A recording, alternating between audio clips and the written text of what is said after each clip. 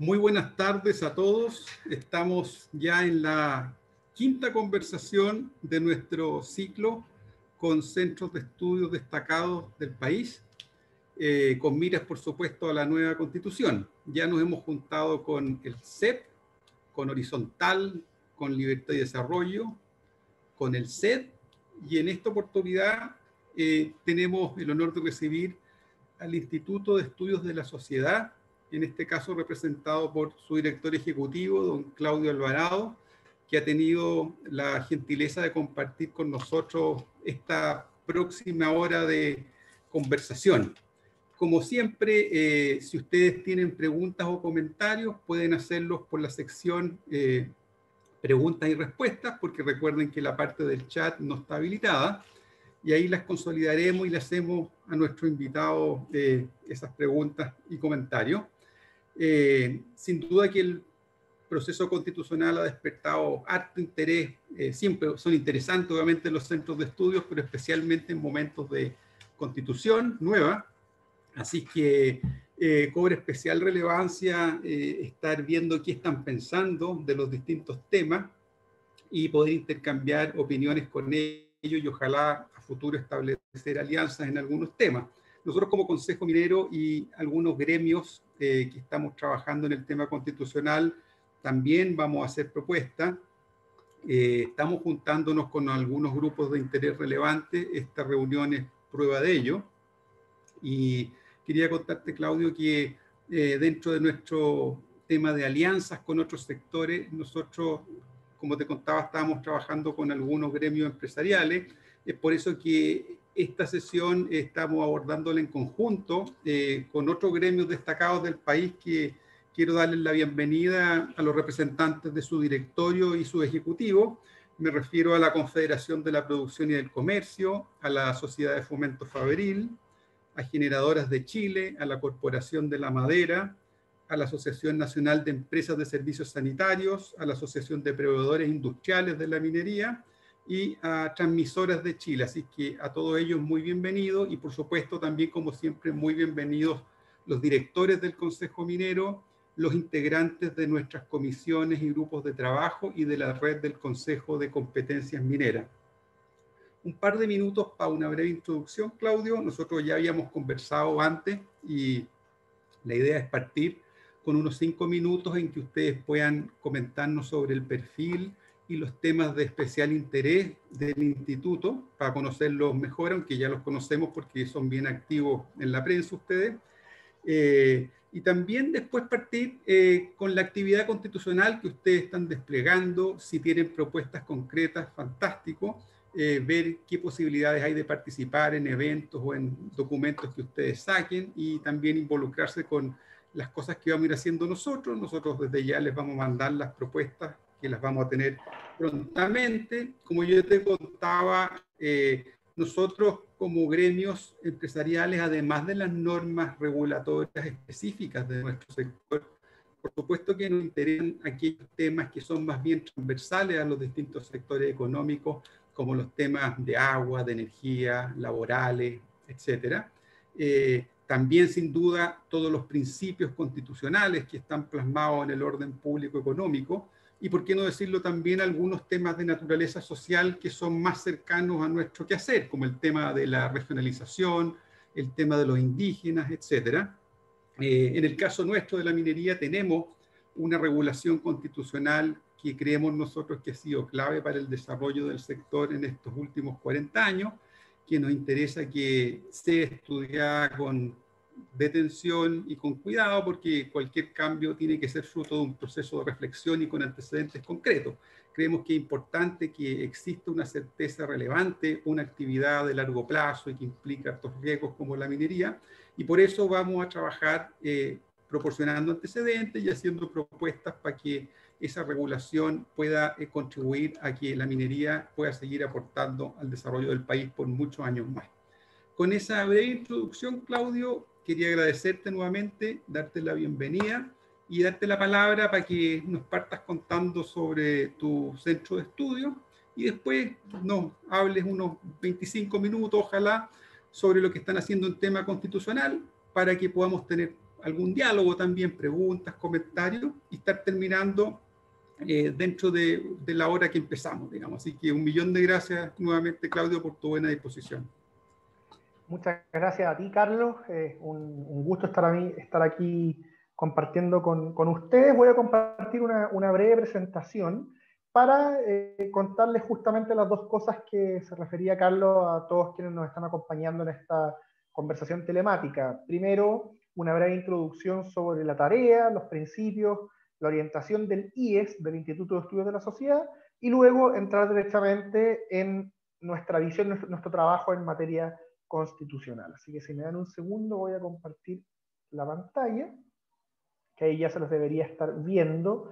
Y claro, el IES, para comenzar derechamente, el IES es un centro de estudio vinculado, orientado a los temas públicos, la investigación de temas públicos, con un fuerte énfasis en las humanidades y las ciencias sociales.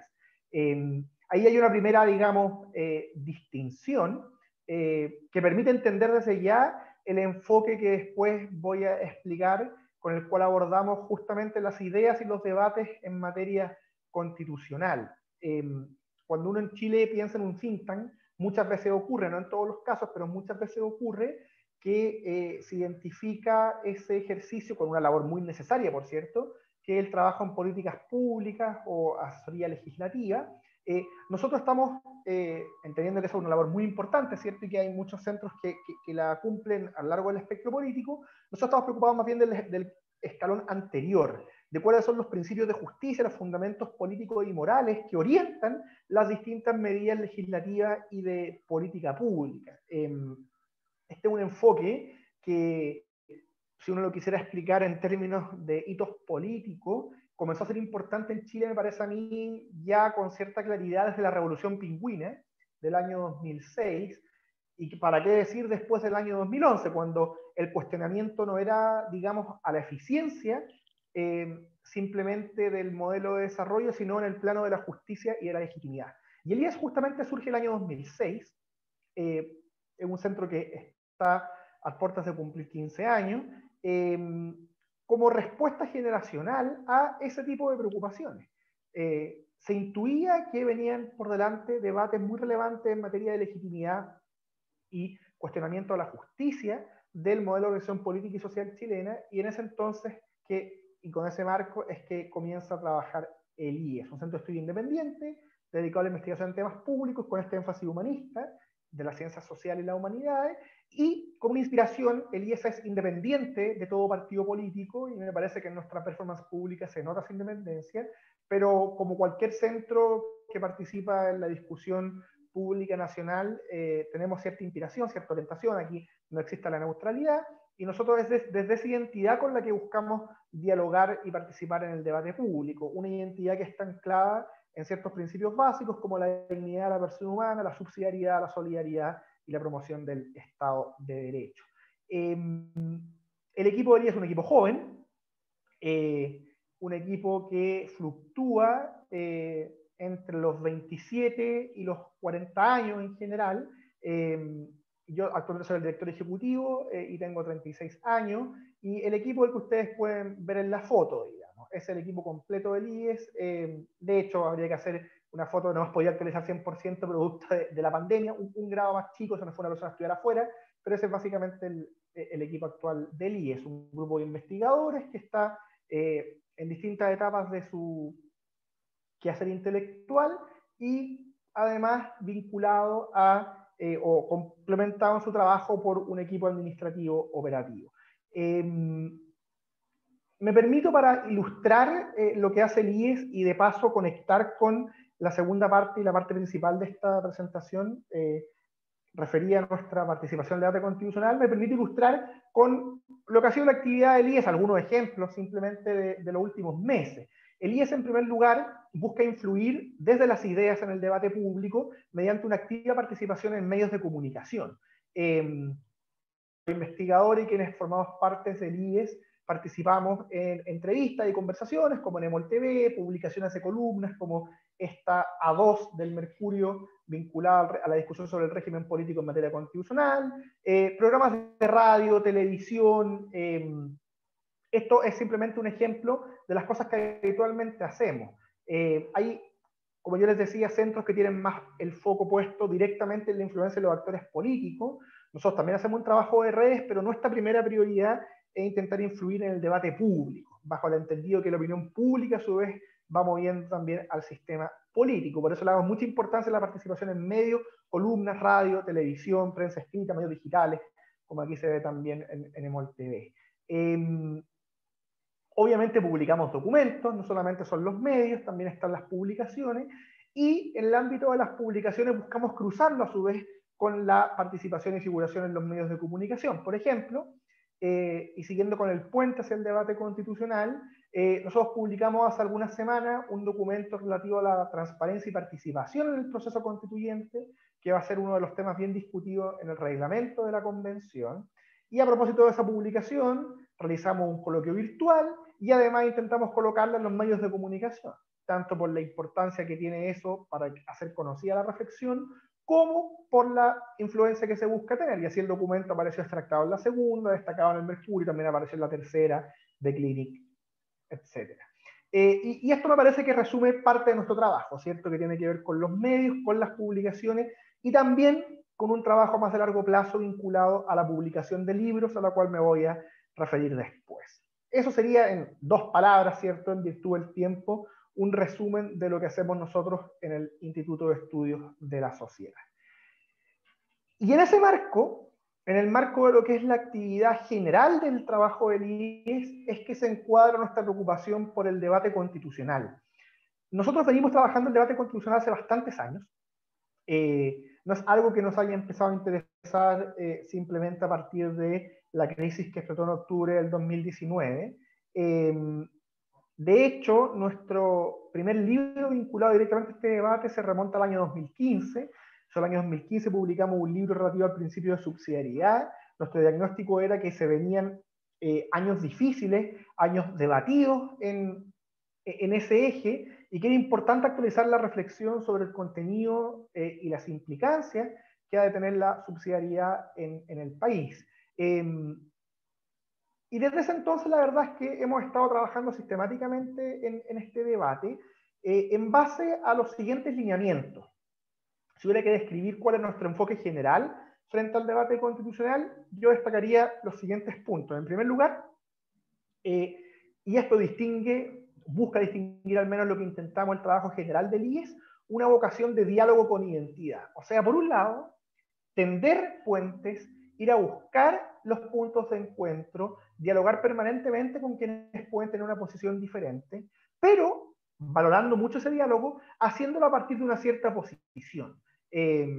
Nosotros, digamos que en el IES buscamos distanciarnos tanto de quienes se cierran al diálogo como de quienes a veces dan a entender una supuesta neutralidad que no existe en materias políticas y sociales. Ese es un primer eje que busca marcar el trabajo general del IES y en particular nuestro trabajo constitucional. En esa línea, un segundo eje es que nosotros hemos definido, por motivos que les voy a intentar detallar en los minutos que siguen, algunos contenidos que nos parecen especialmente importantes de defender y de promover en el contexto del proceso constituyente. Obviamente siempre buscamos hacerlo de una manera reflexiva, razonada, con argumentos, pero tenemos ciertas posiciones en algunos de los temas candentes que se están debatiendo y que en particular se van a discutir en el seno de la Convención Constitucional. En tercer orden, y justamente en alusión a la importancia que le damos al diálogo, nosotros hemos buscado potenciar al IES como un punto de encuentro, como un lugar de reunión. Naturalmente la pandemia ha dificultado este eje de nuestro trabajo, pero no lo hemos abandonado y también les voy a contar de eso a continuación. Y como siempre, como transversal a estos ejes de trabajo, con actividad en las distintas líneas que yo les enunciaba anteriormente. Una activa participación en los medios de comunicación. Nuestros investigadores participan en forma habitual en distintas radios, distintos diarios, en los distintos medios, también televisión, con una publicación de libros que, si bien tiene un impacto a medio y largo plazo, nos parece muy importante del punto de vista de los fundamentos, de tener argumentos robustos y también de impactar hacia el futuro, entendiendo que estos debates van y vuelven cada cierto tiempo, y con un trabajo complementario de redes vinculada a los nexos que se tienen con actores que toman decisiones. Estos son los ejes generales de nuestro trabajo constitucional que les paso a detallar a continuación, y buscando ofrecer ejemplos concretos en virtud del tiempo. Contenidos, narrativas a defender y promover. Nosotros en el IES hemos, desde hace varios años, como les decía, al menos desde el año 2015, pero con especial agudeza desde el año 2019, hemos definido algunos temas, algunos enfoques, algunas narrativas que nos interesa subrayar en el marco del proceso constituyente en curso. En primer lugar, la naturaleza política del debate constitucional. Esto hoy día parece obvio, esto hoy día parece evidente, pero no siempre lo fue, especialmente en aquellos centros o sectores más afines al trabajo que nosotros hacemos, en general vinculado a la centro-derecha política. La verdad es que durante mucho tiempo se miró el debate constitucional, a nuestro juicio, de una perspectiva excesivamente jurídica, entendiendo que lo jurídico es muy importante, entendiendo que la Constitución desde luego tiene una dimensión jurídica indispensable. Nuestra convicción ya desde la publicación desde el libro sobre subsidiariedad del año 2015 o de la ilusión constitucional que me corresponde escribir a mí el año 2016, nosotros ya vislumbrábamos que este es un debate que si no atiende a la dimensión política, a los cuestionamientos en el plano de la legitimidad, no tenía buen puerto. Y por eso es que en particular en el marco del proceso constituyente en curso, una de nuestras principales preocupaciones es estar siempre buscando, preguntándonos y ofreciendo insumos para tener un proceso legítimo por delante. El resultado del proceso constituyente, el texto constitucional que proponga la convención es fundamental, pero también lo es la legitimidad del proceso que da luz al nuevo texto. Y por eso, por ejemplo, nosotros entre nuestras publicaciones recientes es que publicamos este breve documento, claves para el debate que le llamamos, sobre transparencia y participación en la Convención Constitucional, en el proceso constituyente. Porque uno de los debates que va a estar puesto en esa línea, vinculado a la legitimidad del proceso, es cuánta transparencia, cuánta participación ciudadana, cómo equilibrar los masivos eventos de transparencia con la necesidad de que los convencionales tengan espacios reservados de negociación para cuajar sus acuerdos. Entonces, el eje de la naturaleza política del debate es algo que nosotros tenemos presente hace varios años y vamos a seguir insistiendo, y después en las preguntas me podría explayar más al respecto. Un segundo eje, un segundo contenido que nosotros estamos defendiendo, promoviendo en este debate es recordar las limitaciones de la Constitución como instrumento y del debate constitucional en general. Nosotros valoramos positivamente el acuerdo que dio a luz al proceso constituyente en curso, el acuerdo que se firmó en la madrugada del 15 de noviembre, pero al mismo tiempo, desde su inicio, no obstante lo hemos valorado, hemos tenido una aproximación constructiva, propositiva al proceso, hemos intentado recordar, insisto, desde un inicio, que la solución, la respuesta a la crisis de octubre no pasa solo por la Constitución, y que es fundamental que los actores políticos ayuden a moderar las expectativas ciudadanas, que tengamos convencionales que hablen con honestidad, que recordemos que a la Constitución le podemos pedir cosas muy importantes, pero no todo.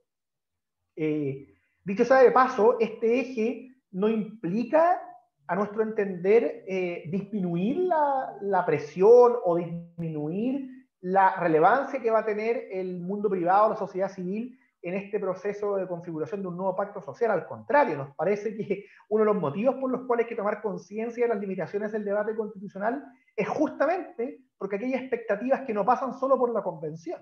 Y eso nos pone, nos invita, digamos, a tener una actitud muy proactiva a quienes valoramos y promovemos el protagonismo de la sociedad civil y del mercado en la solución de los problemas públicos. Es una cuestión que es importante recordar, pero que al mismo tiempo exige mayor responsabilidad y compromiso público de la sociedad civil organizada.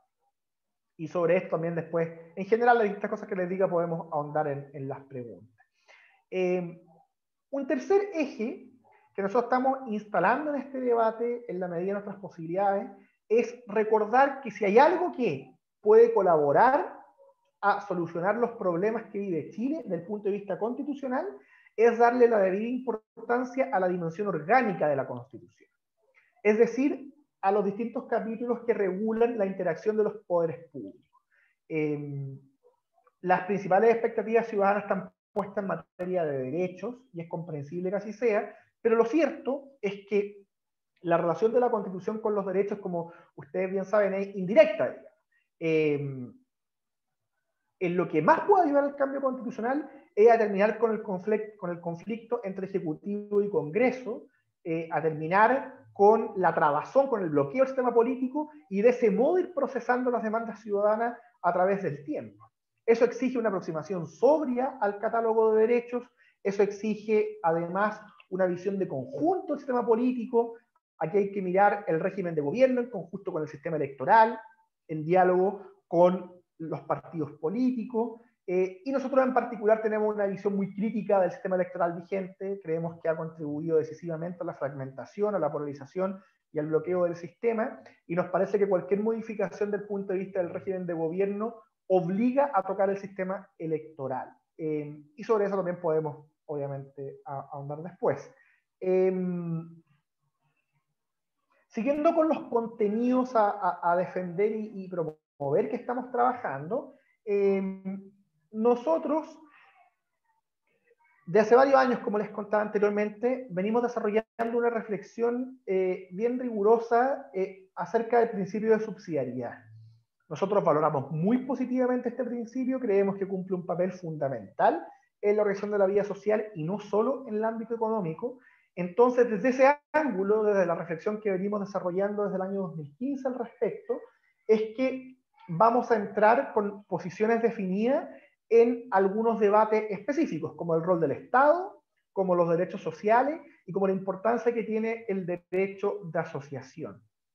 El argumento, resumiéndolo en pocas palabras, es más o menos el siguiente. Nosotros estamos muy conscientes de que en Chile durante varios años la subsidiariedad se malentendió, se olvidó parte del principio, se olvidó que para promover la vitalidad, el fortalecimiento de la sociedad civil organizada, a veces se requiere una participación del Estado, un rol del Estado bien activo, pero nos parece que ese olvido, esa actualización, esa corrección del modo de entender el principio de subsidiariedad no autoriza, no implica a ignorar su aporte sustancial a la organización de una vía común saludable, una vía común que está al servicio de las personas y no al revés.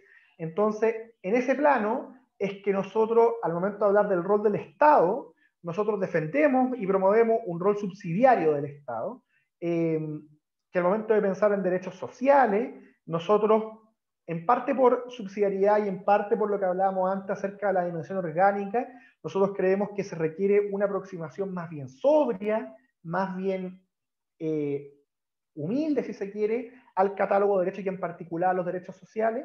Es indudable que Chile requiere mejoras sustanciales en materia de educación, salud y pensiones, por emplear los ejemplos más difundidos, pero la verdad es que ninguno de esos derechos, su solución o su puesta al día va a pasar únicamente por la Constitución. Nosotros en esto miramos con muy buenos ojos la experiencia alemana. En Alemania, digo, la Constitución alemana tiene una cláusula de Estado social que reconoce una estructura administrativa y jurídica previa, y ahí es donde tenemos que poner el foco, en la abolición del Estado y en la creación de servicios públicos competentes, siempre con participación y cooperación público-privada. Pero la solución última a los derechos sociales no va a pasar única ni principalmente por la Constitución, y por eso nos alejamos de quienes buscan catálogos en materia de derechos sociales demasiado equívocos, demasiado amplios, o que le entregan un protagonismo muy grande a los jueces. Nos parece que eso además debilita la vía democrática, entendiendo que los principales llamados a concluir y determinar las directrices de la vía social son los poderes políticos, los representantes de los ciudadanos. Y por todo esto, que insisto, intento resumir en virtud del tiempo, es que en materia de derechos, entendiendo que la subsidiariedad tiene un papel tan importante en la vida social, es que nosotros en materia de derechos estamos trabajando y vamos a defender muy activamente una protección robusta del derecho a asociación. Nos parece que esto, que en ese tipo de discusiones se juega mucho también indirectamente en materia económica, digamos. la cooperación público-privada, la participación de la sociedad civil y el mercado en la provisión de bienes públicos, va a depender en gran medida por qué tanta legitimidad se entiende que tiene la asociación humana, las sociedades intermedias, y nosotros en eso vamos a jugar en la cancha de la justificación y la defensa político-moral de estos principios.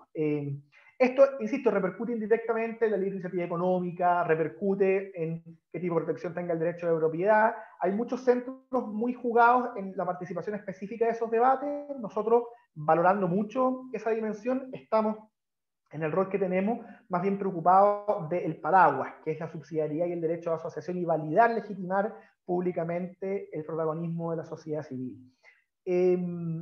Y entonces a todo esto le vamos a dar mucha importancia también, y en todos los temas que estoy diciendo tenemos investigadores trabajando en tópicos más específicos que también luego podemos ahondar. Un penúltimo tema que quisiera mencionarles, que también estamos trabajando, más técnico, menos, digamos, menos vistoso, menos glamoroso en los medios, pero a nuestro juicio muy relevante, y en el cual además hay poco trabajo de otras instituciones, tiene que ver con lo que podríamos llamar una incorporación razonable del derecho internacional de los derechos humanos. Ocurre que dentro del debate constitucional hay voces que promueven que el derecho internacional, que el bloque de constitucionalidad, como se le llama, tenga un rango supraconstitucional. Y lo que eso provoca de facto es que, por un lado, la soberanía del Estado se ve muy debilitada a la hora de tomar nuestras propias definiciones sobre la vida común en materia económica, social y culturales, y además ocurre que eventualmente se presta para mucha incerteza, porque según cómo quede regulado eso, lo que podría pasar es que se entienda de manera aún más acentuada a lo que ya viene ocurriendo, que los jueces están autorizados para invalidar leyes vigentes, entendiendo o invocando estándares internacionales de derechos humanos que en realidad no son estrictamente vinculantes. Entonces este es un tema que también, al igual que el anterior, tiene repercusiones económicas, pero no solo económicas, en el cual nosotros estamos trabajando en el entendido de que es muy relevante y en el cual no hay demasiada gente preocupada al respecto. Y en fin, un último tema que quisiera mencionarle, que también corresponde a este tipo de temas en los cuales nosotros decidimos interiorizarnos, más bien por el vacío que observábamos, tiene que ver con la discusión en torno a los mecanismos de democracia directa o semidirecta que se están discutiendo, que promueven distintos actores políticos y sociales. Nuestra inquietud, ustedes ya lo saben, se los dije, tiene que ver con pensar el sistema político a partir de una visión de conjunto, de terminar con el bloqueo entre el Ejecutivo y el Congreso, de favorecer la estabilidad política y la eficacia de los poderes públicos, y en ese contexto, la discusión de los mecanismos de democracia directa, semidirecta, podría jugar un papel nada despreciable, considerando, por un lado, el desencanto ciudadano con las instituciones políticas existentes, y por otro, que, bueno, y en esa línea digo, además tienen muy buena aprobación ciudadana algunos de estos mecanismos en las encuestas que se han realizado, pero además ocurre que también hay mucha ignorancia, digamos, de qué es lo que realmente podría pasar con este tipo de instrumentos. A modo de ejemplo, en Chile actores políticos de todo el espectro promueven los referéndums o plebiscitos revocatorios, la idea de consultas populares que, dependiendo de la modalidad que tengan, digamos, pero que bien pueden traducirse en que uno termine anticipando el periodo de término, es decir, cortando la vigencia de una autoridad electa democráticamente por el simple hecho de haber tenido este plebiscito.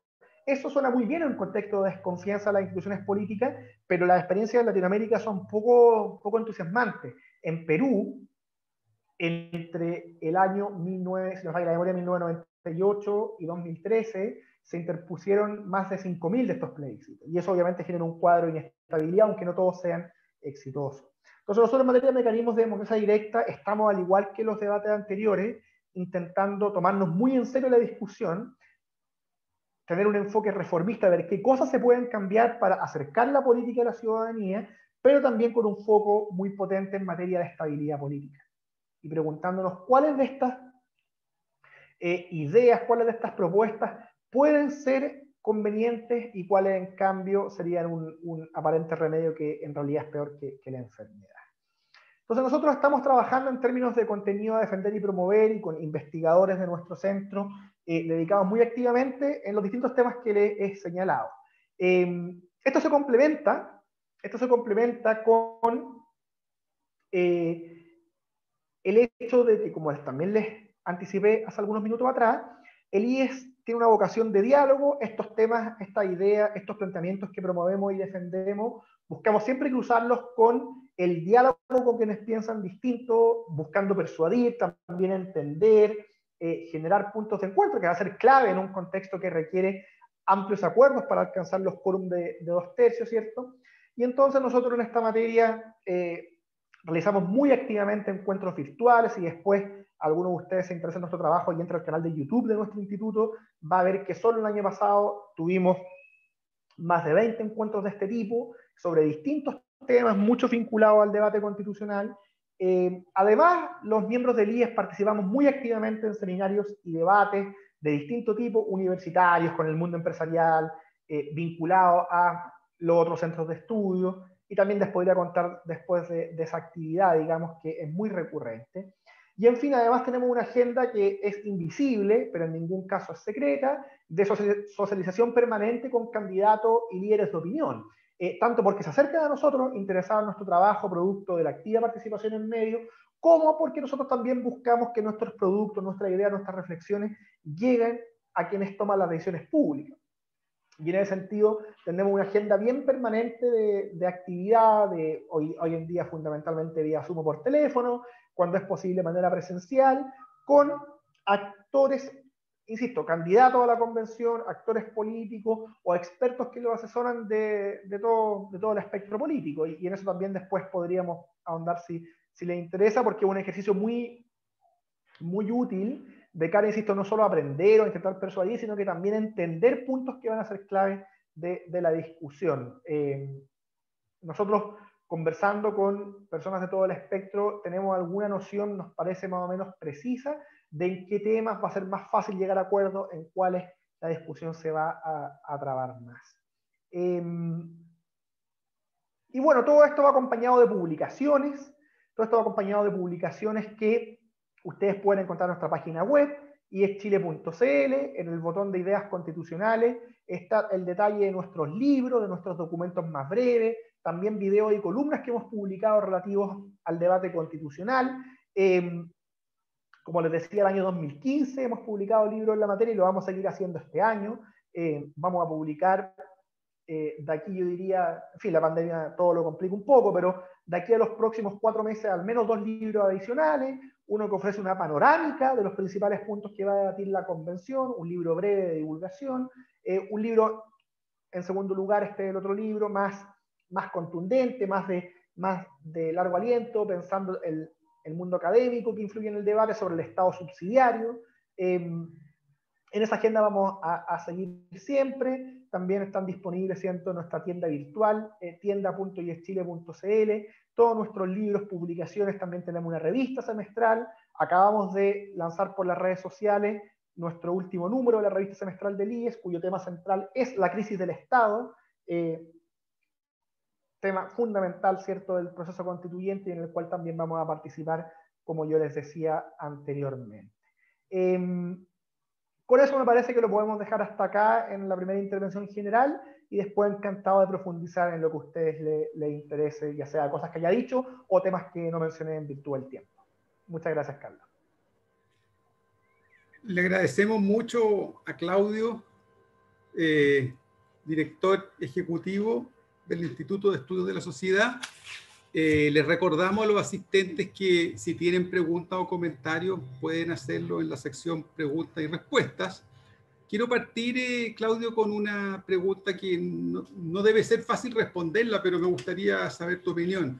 Se ha dicho, bueno, ustedes han dicho que tienen una vinculación con las ideas de centro-derecha, y hasta 2 semanas por lo menos se oía que la centro-derecha iba a poder captar más o menos un 30-40% de la convención. Ahora parece que han salido encuestas que lo cuestionan, pero dada la diversidad que tiene hoy la centro-derecha, que hay gente que puede calificarse como liberal en extremo y otra que está más cercana incluso a posturas más socialistas, digamos, ¿qué ¿qué significa ser de centro derecha hoy en día respecto de los contenidos de una nueva constitución? ¿Cuáles son los temas que están en cuestión y en oposición a lo que podría ser la centroizquierda, por decirlo de alguna forma? ¿Cuáles son los principales nudos que tú ves de diferencia en estas dos posturas?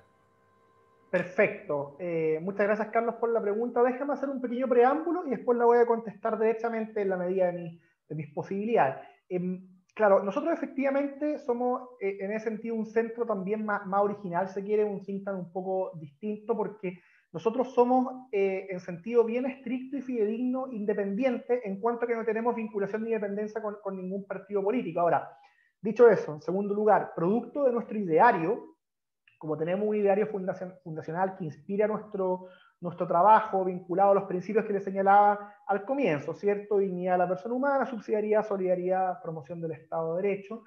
Producto de eso, naturalmente dentro de lo que es el espectro político chileno, se nos suele ubicar en orden o en relación con la centro-derecha, y la verdad es que no es extraño que sea así.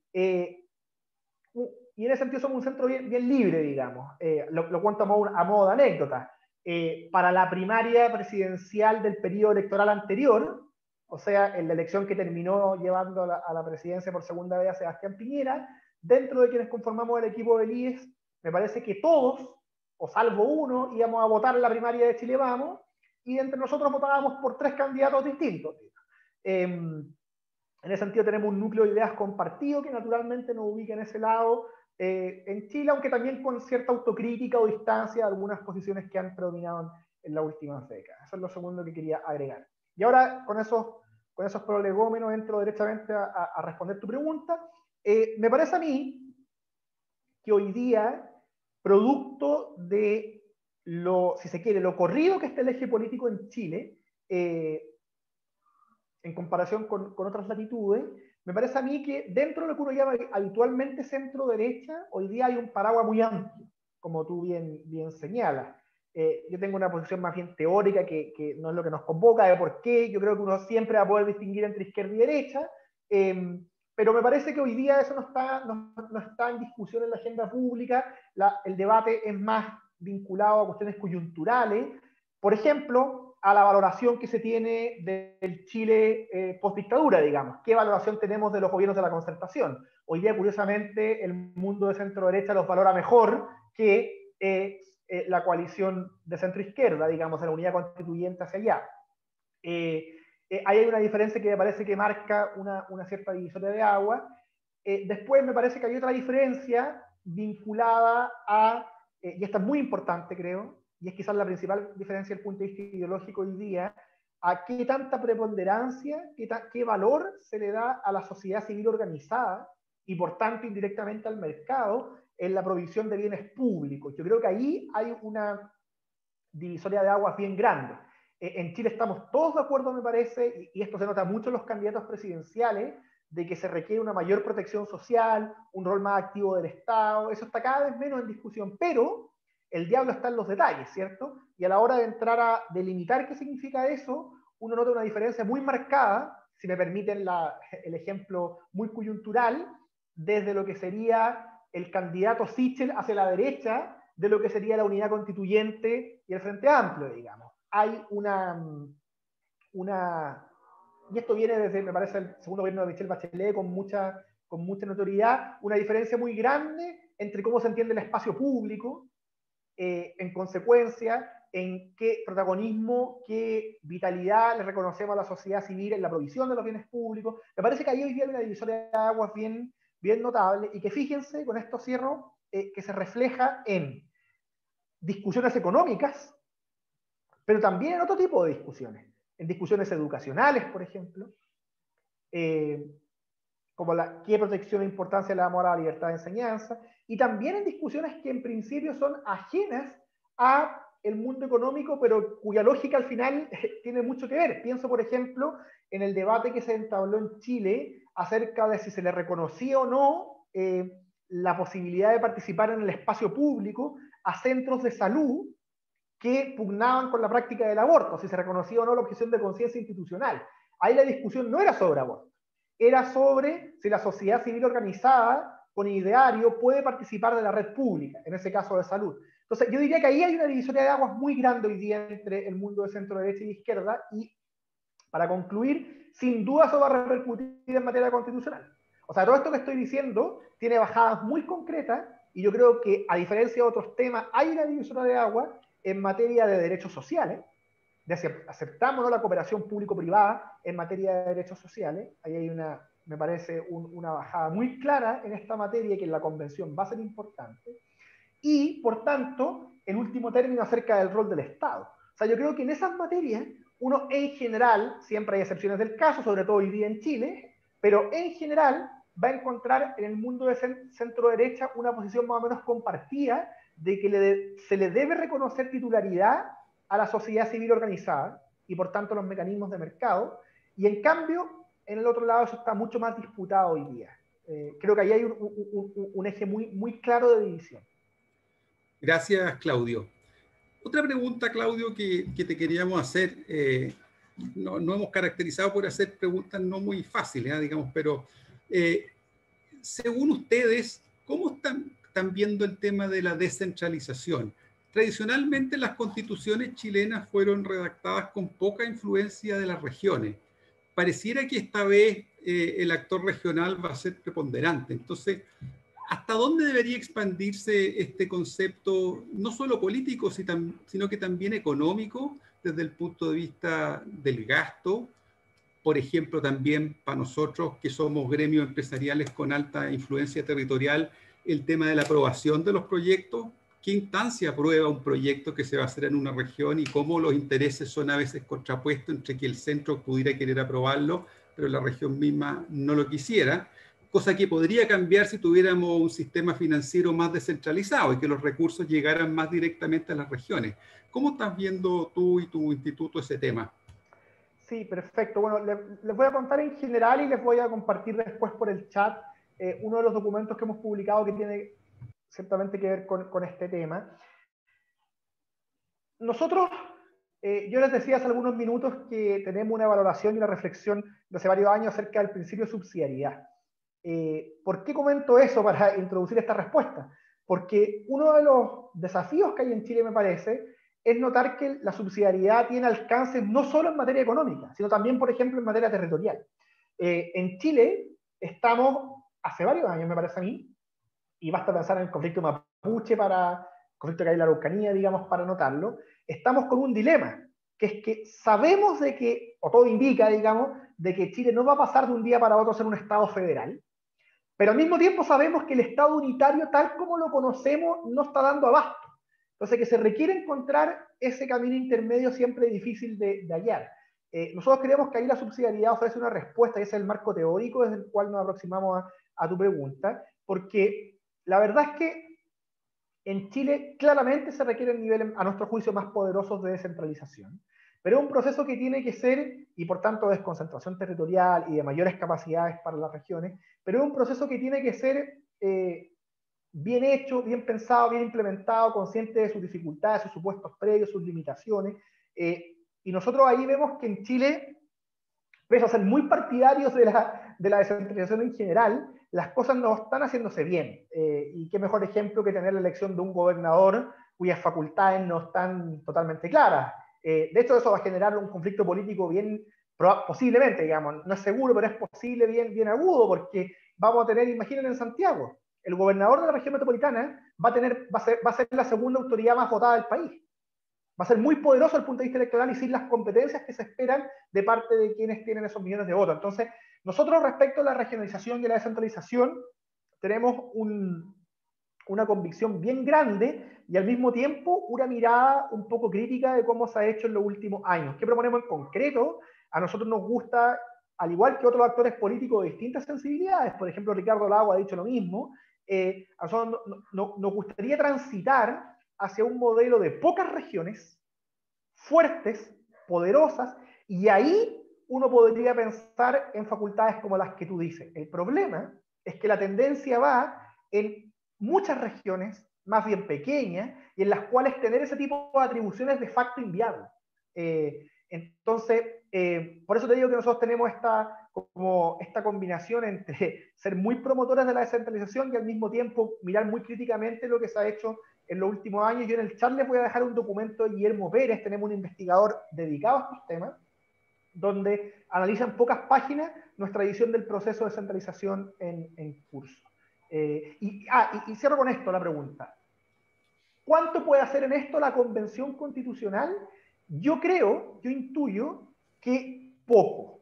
Yo intuyo que poco por un tema práctico, y es que la Convención tiene 9 meses, prorrogable máximo por otros 3, para discutir todo, para discutir las reglas básicas de la institucionalidad. Entonces me parece a mí que inevitablemente va a haber que priorizar, y como transitar un camino de regionalización y descentralización exitoso es tan complejo, necesariamente va a tener que existir una remisión al legislador. Entonces, ¿yo qué es lo que esperaría? Lo que yo esperaría, ya me daría por satisfecho en esta materia, es que las orientaciones que se establezcan al legislador en la Convención Constitucional sean orientaciones que vayan en una línea adecuada. Y una línea adecuada me parece que es justamente lo que no estamos haciendo ahora, de prometer mucho, de hablar mucho del tema y al mismo tiempo con pocas atribuciones efectivas porque no están dadas las condiciones. Porque en Chile, para tener atribuciones como las que tú preguntas, Carlos, inevitablemente se requieren pocas regiones fuertes que sean capaces de dar eso que se promete. Perfecto, gracias Claudio. Tenemos otra pregunta que se refiere, está relacionada, claro, con el tema regional de manera importante, que es el tema de los pueblos indígenas. Como decía Domingo Namuncura, las constituciones chilenas tienen una indiferencia, han tenido una indiferencia absoluta hacia los pueblos indígenas.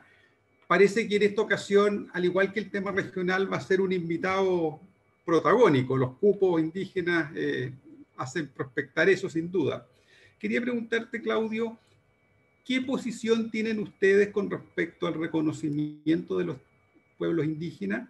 Y a lo mejor si pudieras contarnos algo un poco más amplio en el sentido aquí, no todos somos expertos en todos los temas, entonces a lo mejor, ¿qué menú de opciones hay para reconocer a los pueblos indígenas? Hay desde un reconocimiento nominal hasta sancionar derechos muy concretos para los indígenas. Entonces quería preguntarte qué posibilidades analizaron ustedes y cuál es la que ustedes estiman más adecuada para el estado de desarrollo que tiene Chile ahora.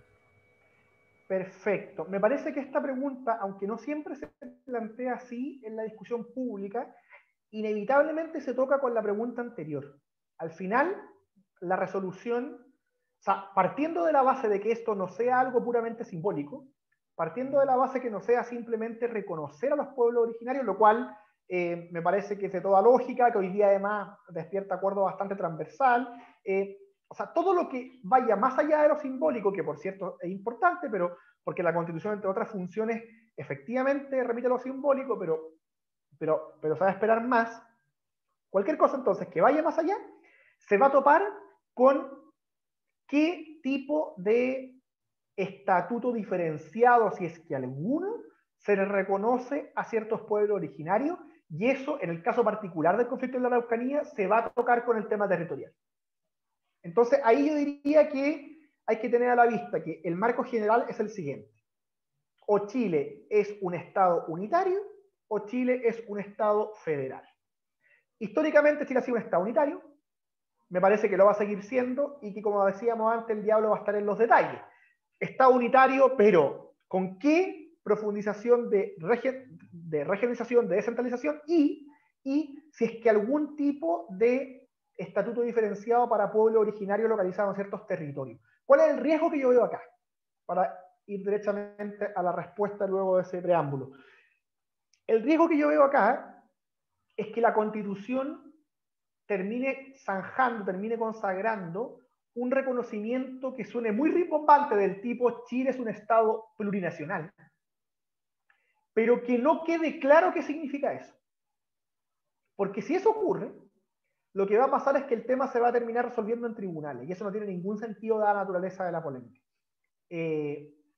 Porque Estado plurinacional se puede entender de muchos modos, ¿cierto?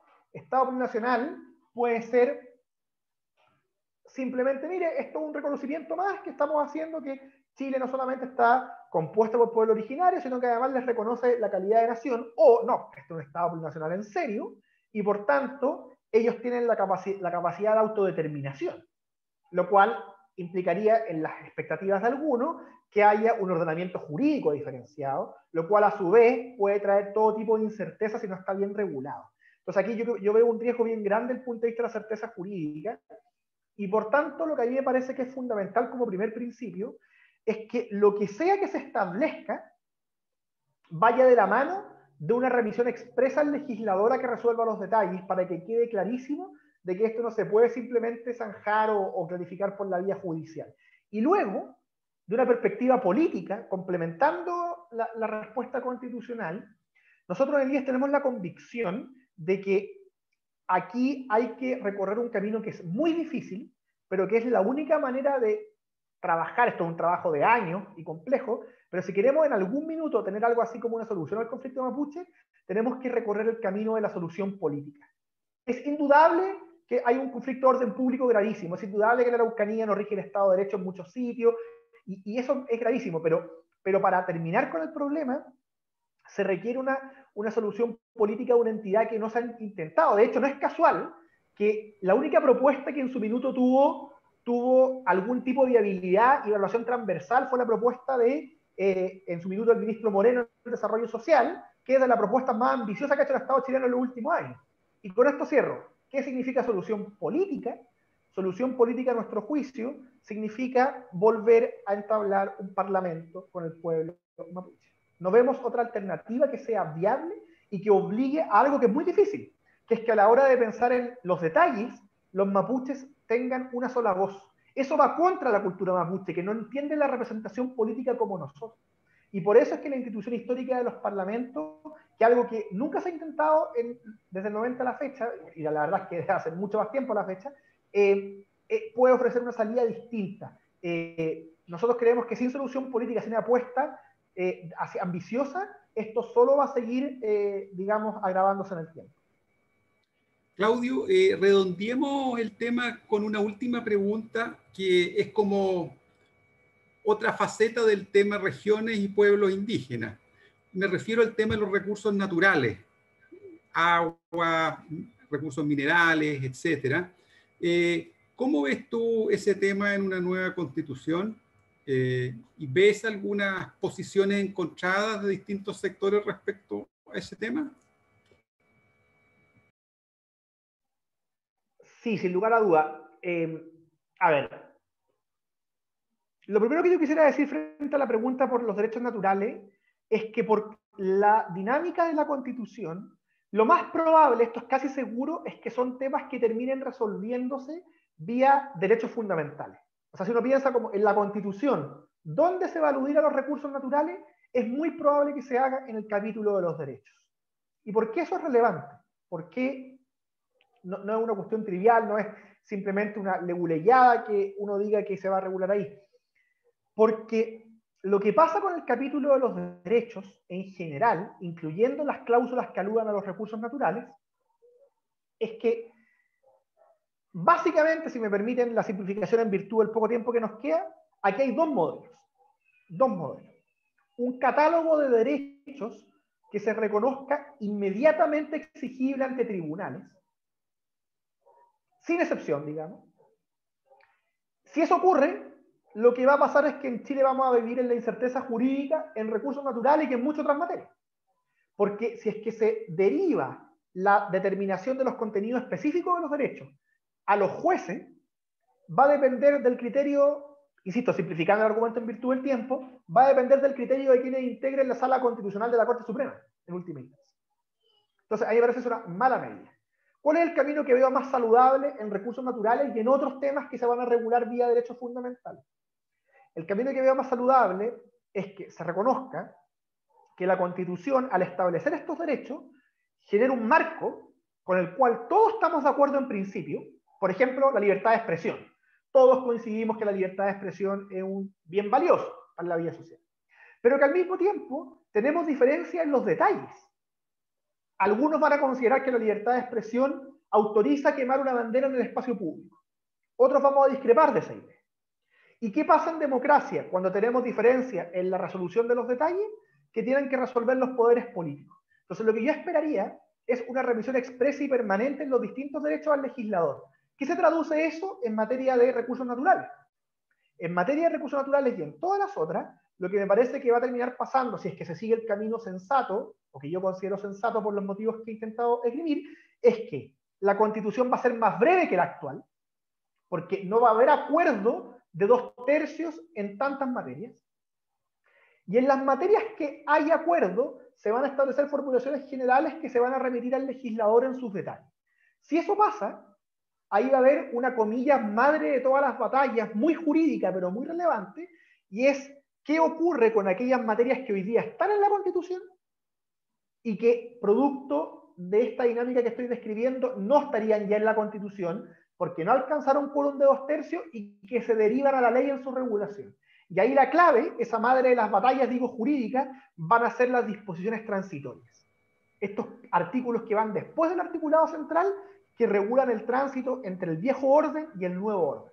Entonces yo diría, para concluir, que es ahí, digamos, primero en un catálogo de derechos derivados al legislador y no derivados a los jueces, como principal potestad, y luego en unas disposiciones transitorias saludables, que se juega que los cambios que haya en recursos naturales y en otras líneas sean cambios que favorezcan la estabilidad y la certeza independiente de su contenido, o, en cambio, el mal escenario, que tuviéramos una incerteza permanente producto de una exigibilidad judicial de todos los derechos sin considerar lo que dice el legislador y de unas malas disposiciones transitorias que impidan tener la certeza que se requiere en estos casos. Queremos agradecerte, Claudio, nuevamente tu clara y sólida presentación, así como la claridad con que nos respondiste a las consultas. Yo creo que hemos aprendido, nos ha quedado claro en qué están ustedes, qué están pensando en temas constitucionales. Ojalá sigamos en contacto, síganos invitando a las actividades que ustedes hagan. Nosotros también vamos a estarlos contactando. Así que 1.000.000 de gracias nuevamente. Y les recuerdo a los que nos siguen en estos ciclos de conversaciones que mañana a las 17:30 tenemos la próxima conversación con la Facultad Latinoamericana de Ciencias Sociales. Recordarán ustedes que este centro en la época de los 90, de los grandes acuerdos, tuvo un rol bastante relevante y destacado, así que va a ser interesante saber en qué están ahora. Gracias, amigos. Gracias, Claudio. Nos vemos en una próxima reunión. Cuídense mucho. Muchas gracias, Carlos, y muchas gracias a todos quienes nos acompañaron. Hasta luego.